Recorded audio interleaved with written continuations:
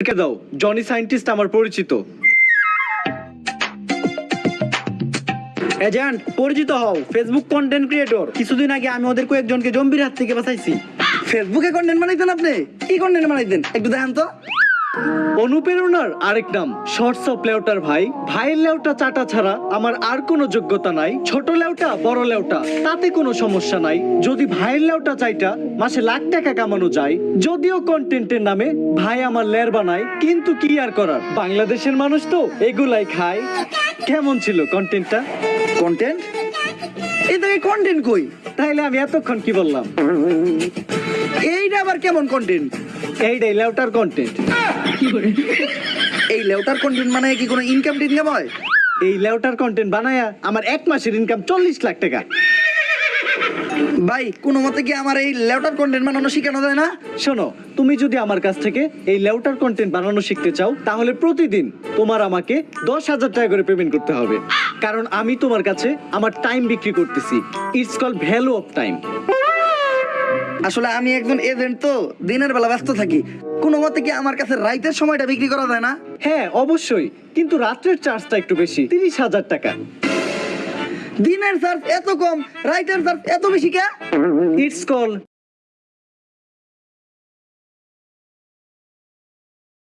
Back side.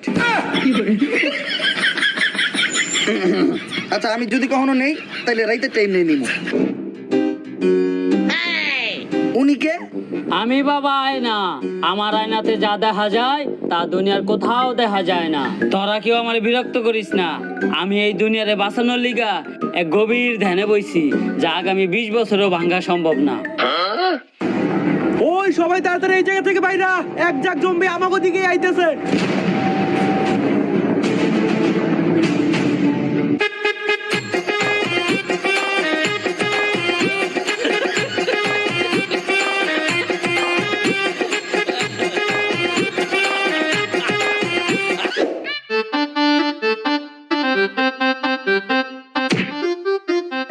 আরে বাবা, আপনি না ধ্যানে বইছিলেন? আপনার ধ্যান না 20 বছরের আগে ভাঙবেন না? আরে বেড়া, আমি যদি ধ্যান না ভাঙ্গি তাইলে তোকে জম্বির হাত থেকে বাঁচাইবো কেরা? আমি গ্যারান্টি দিয়ে কইলাম এই বাবাই ভণ্ড। এ জম্বি!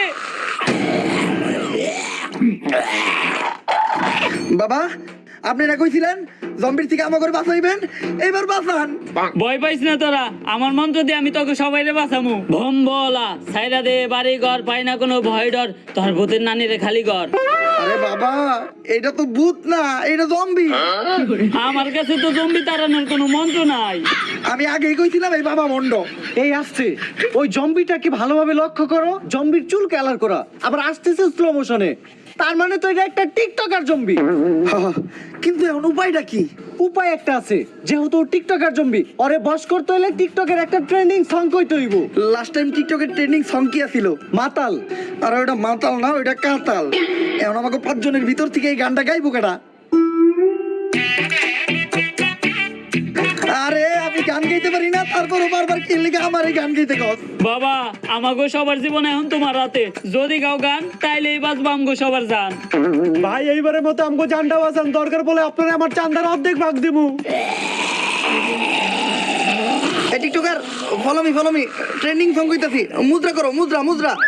ও জম্বি তেরি আখ কাতাল তেরা নাক কাতাল, যেমনে নাস্তাছস পুরা উথাল পাথাল, আঙ্গরে না খাইয়া গুইরা বাইতে জায়গা, বাইতে যাইয়া দেখবি তোর নানি বেতাল। ও জম্বি তুই পুরাই কাতাল, তুই পুরাই কাতাল, যেমনে নাস্তাছস তোর নাইতাল বেতাল, আঙ্গরে না খাইয়া গুইরা বাইতে জায়গা, বাইতে যাইয়া দেখবি তোর নানি মাতাল। ও জম্বি তোর নানি মাতাল, তোর নানি মাতাল। গেছে রে। উফ। এজেন্ট আমি বুঝলাম না, আপনি সব গানে শুধু নানিরে ডাইরেন কেন? ছোটবেলায় আমার বাবা মা মারা গেছে, তারপর আমার নানি আমারে পালছে। তাই নানি হইলো আমার জন্য আবেগ, নানি হইলো ভালোবাসার আরেক নাম। এই জন্য সব জায়গায় দিতে চাই আমি আমার নানির দাম।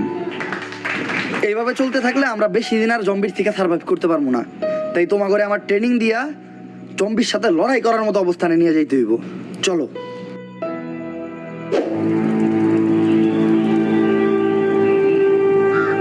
এজেন্ট তুমি এগুলা কি করতেছো? আমার কাছে কিছু অ্যাক্সেসরিজ আছিল, ওগুলা দিয়া কিছু হ্যান্ডমেড বন্দুক বানাইতাছি, কারণ জম্বিগুলোকে খালি হাতে বাইরে ওঠা সম্ভব না। ও আচ্ছা দুনিয়া যখন স্বাভাবিক হইব তুমি আমার এরকম 2-4টা বন্দুক বানাই দিও, তোমার একটা পদ দিয়ে দিমুনে, আর তোমার থেকে কখনো চান্দাও নিমু না। তা ভাই তোমার পথ কি? সহসভাপতি পদপ্রার্থীর ডাইনাত। সামসা। এই এজেন্ট টম ক্রুজ, তুই চামচা কারে কইলি? খালি নেতা বাইছে নেই দেখা, নাহলে আজকে ছোটখাটো একটা পদ আমারও থাকতো। আমার কাছে অ্যাক্সেসরিজ কম ছিল, বেশি গান বানাইতে পারি নাই, তাই সবাইরে গান দেওয়া পসিবল না। আমার এইসব বন্দুক টন্দুক লাগবো না, আমি যে মন্ত্র জানি আমার মন্ত্র দিয়ে আমি সব জম্বি করে ভস্য করে দিমু। হ্যাঁ ওইটা তো একটু আগে দেখলামই। এমন একটা আপেল থাকলে ভালো হইতো, কারো মাথার উপর আপেলটা রাইখা পারফেক্ট টার্গেট কিভাবে করতে হয় ওইটা শিখাইতে পারতাম। আরে বেটা, মন্ত্র দিয়ে যদি একটা আপেলই আনতে না পারি তাহলে কি এর বাবা হইলাম? আমি এখনই একটা আপেল এনে দিতাছি, যন্তর মন্ত্র সবাইকে অচ্ছু, লঙ্গির নিচ থেকে আপেল না পড়লে আমি খাই গু।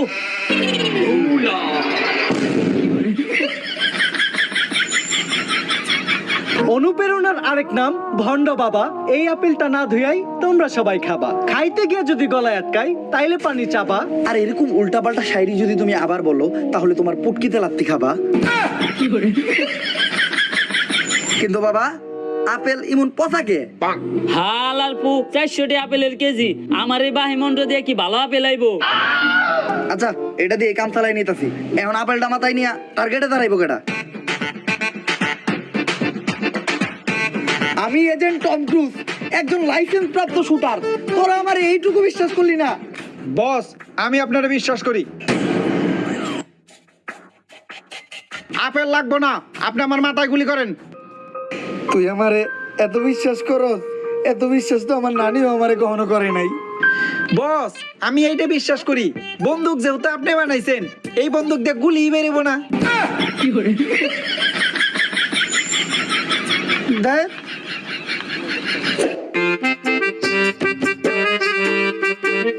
সায়েন্টিস্ট, আমরা পানি দিয়ে যাইতাছি কে?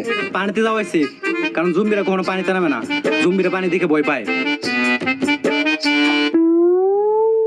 জম্বিদের থেকে পালাতে পালাতে হয়ে গেছে আমি ক্লান্ত, হাঁটতে পারছি না আর, তাই এখন আমার একটু পানি খাওয়া দরকার। যদি তোমাদেরও মনে চাই তাহলে তোমরাও পানি খাও, আর যদি না খেতে চাও তাহলে সোজা হেঁটে চলে যাও। এই দাঁড়াও, এই পানি খাইও না, বৃষ্টির কারণে জম্বিদের মলমূত্র এই পানিতে বাইসে আসছে, যে এই পানি খাইবো সেও জম্বি হয়ে যাবো। পানিটা এদিকে দেও।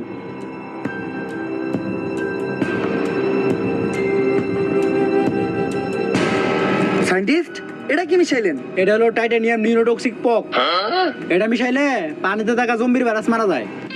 যাইক, তাইলে তুই পানি এখন খাওয়া যাইবো, তোর খাওয়া শেষ হলে আমারও দিস। আমি কি একবারও কইছি এই পানি খাওয়া যাবো? খাওয়া যাইবো না? না, কেন? এই পানি খেলে কি হইবো? 10% ডায়রিয়া হওয়ার সম্ভাবনা আছে। যাক তাইলে সমস্যা নাই, বাকি 90% মরেও যাইতে পারে। তাইলে পানিতে মেডিসিন মিশাই লাভ হইলো কি? ওটা তো আমি এমনি মিশাইছি। আগে তো জানতাম আমি বাবা বন্ড, এখন তো দেখি সায়েন্টিস্ট বন্ড।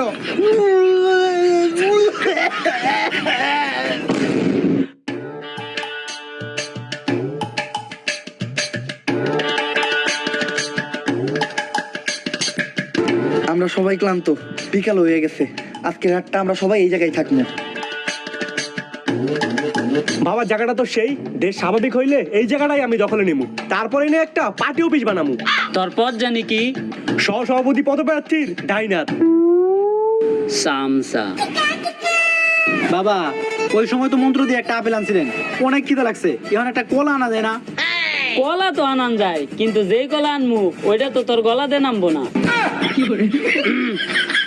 এজেন্ট আজকে যে আমরা এই জায়গায় থাকবো, কোনো জম্বি আইবো না? আরে না, তোমরা কোনো চিন্তাই করো না, আমি আমার এক্সপিরিয়েন্স থেকে কইতাছি, 20 কিলোমিটারের ভিতর কোনো জম্বি নাই।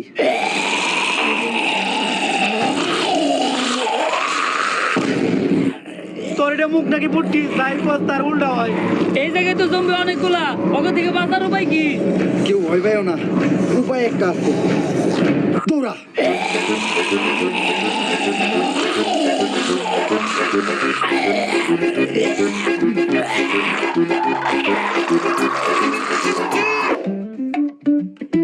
ওই জায়গাটা আর বেশি দূর নাই, আর মনে হচ্ছে এই জায়গাটাই সেফ।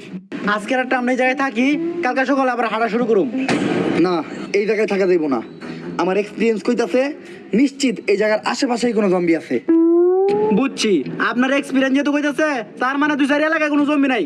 এই যে এদের মতো শুয়ে পড়।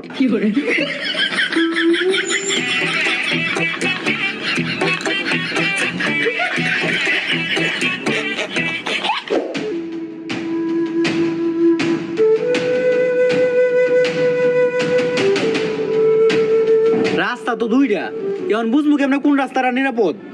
আরে বাবা, আমি আয়না, আমার আয়নায় যা দেখা যায় এই দুনিয়ার কোথাও দেখা যায় না। আমি এখনই আয়না দেখা কইতাছি কোন রাস্তা নিরাপদ। ভম ভোলা হালার পোলা, রাস্তা দেখা নাটকির পোলা। আয়না ডাইন দিকে দেখাইতাছে, সবাই বাম দিকে ল।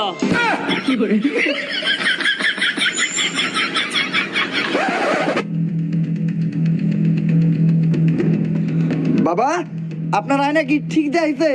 আমরা না জঙ্গলে বললাম, এনে তো মনে হইতেছে জম্বি আরো বেশি। এইটা হইলো বাবার আয়না, এই আয়না কখনোই ভুল দেখায় না। তোরা সবাই নিশ্চিন্তে থাক, এইখানে একটাও জম্বি নাই। তোমরা কেউ বিশ্বাস না করলেও বাবার উপরে আমার পুরা বিশ্বাস আছে। অনুপ্রেরণার আরেক নাম আয়না বাবা। বাবার দেখানো রাস্তায় চললেই তোমরা সঠিক জায়গায় যাবা।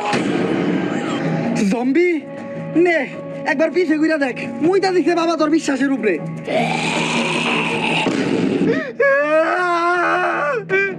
অনুপ্রেরণার আরেক নাম বন্ধু বাবা। বাবার কথা যে বিশ্বাস করবা সেই মারা খাবা। এখন ওরে বাসায় কেমনে? তোর কোমরে আমার বানানো রিভলভার আছে, রিভলভারটা দিয়ে জম্বির মাথা বরাবর এখনই শুট কর।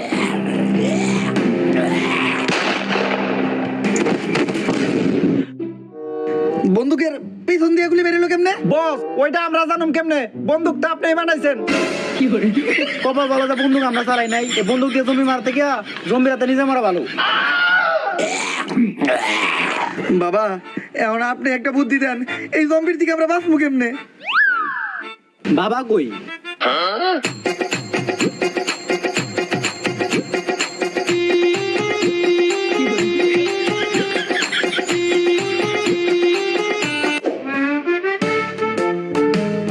আশেপাশে কোনো জম্বি দেখতেছি না। সায়েন্টিস্ট, এখন আমরা কোন দিকে যাবো? ডাইনে নাকি বামে? এরপরে তো আমি আর রাস্তা চিনি না। আমার আয়না দেখাইতেছে ডাইন দিকে যাইতে হইব। তাইলে সবাই বামে ল। যা তোরা, আমি আমার আয়নার দেখানো রাস্তায় যাবো, কারণ আমার আয়না কখনোই ভুল দেখায় না।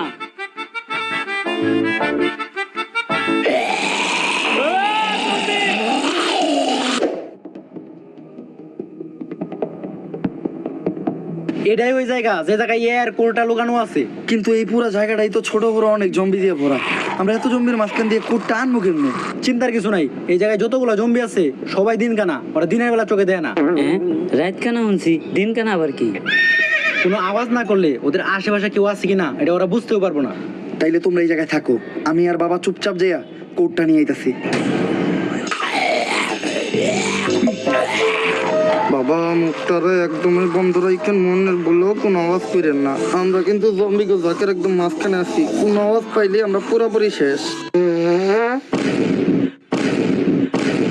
বাবা, এটা আপনি কি করলেন? আপনারা না কইলাম কোনো আওয়াজ যেন না হয়, মুখ বন্ধ রাখতে। আরে বেটা, মুখ তো আমি বন্ধ রাখছি, কিন্তু পুটকি বন্ধ রাখি কেমনে?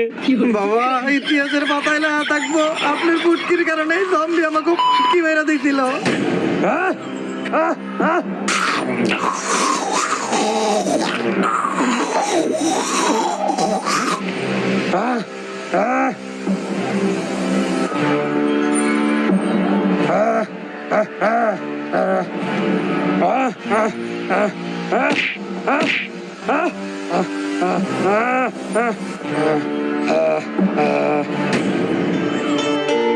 কিরে, তুই এই জম্বিরে দেখে ডরাইলি না কেন? কারণ এটাই আমার নানিয়া ছিল। এইটাই যে তোর নানি, তুই বুঝলি কেমনে? হ্যাঁ, রাতের ঝাড়ুটা দেখা, ওই ঝাড়ু দিয়ে আমার নানি আমারে প্রতিদিন পিটাইতো। এটাই তো এয়ারপোর্ট। তার মানে নানি আমাগরে সহ পুরা দুনিয়ারে বাঁচাইলো, প্রমাণ কইরা দিল দুনিয়ার জন্য নানি কতটা জরুরি। নানি মানেই আবেগ, নানি মানেই ভালোবাসার আর এক নাম। সায়েন্টিস্ট, এটা ধ্বংস কইরা দুনিয়ার আগের মতো স্বাভাবিক করো। দুনিয়া তাইলে আগের মতো স্বাভাবিক হয়েই গেল। এই সবই আমার মন্ত্রের কামাল। আর আমিও আমার জীবনের প্রথম কোনো মিশন কমপ্লিট করলাম। ও তাহলে তো তোরা এখন থেকে সবাই দুনিয়াতেই থাকবি। এই দুনিয়াতে থাকতে হইলে প্রতিদিনই আমার দিতে হইব চান্দা, কারণ চান্দা না হয় আমার আসল ধান্দা। তোর পদ জানি কি? সভাপতি পদপ্রার্থীর ডাইনাত সামসা। La voce di che